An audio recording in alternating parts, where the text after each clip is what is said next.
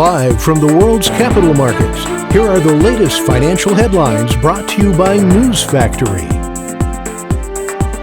Hello and welcome to Wednesday's financial news. Stay with us for more market headlines.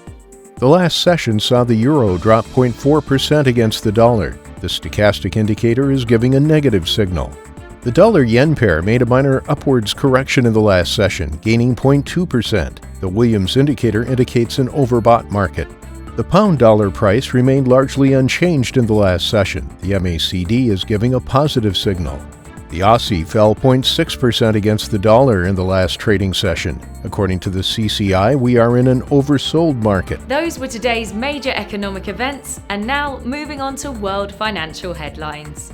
Pfizer now expects to be able to deliver 2.5 billion vaccine doses this year, and already has signed contracts covering about 1.6 billion of those doses. The Nasdaq Composite Index dropped 2.6%, stung by declines in shares of semiconductor companies, along with big tech stocks including Apple, Facebook, and Alphabet.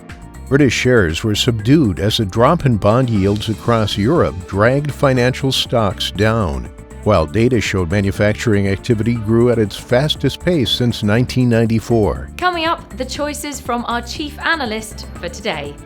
The U.S. ADP employment change will be released at 12:15 GMT, the U.S. ISM Services PMI at 1400 GMT, Spain's Market Services PMI at 7:15 GMT. Spain's unemployment change will be released at 700 GMT, Japan's BOJ monetary policy meeting minutes at 23:50 GMT, the UK's 10-year bond auction at 10:30 GMT. We hope that you've enjoyed Wednesday's market outlook.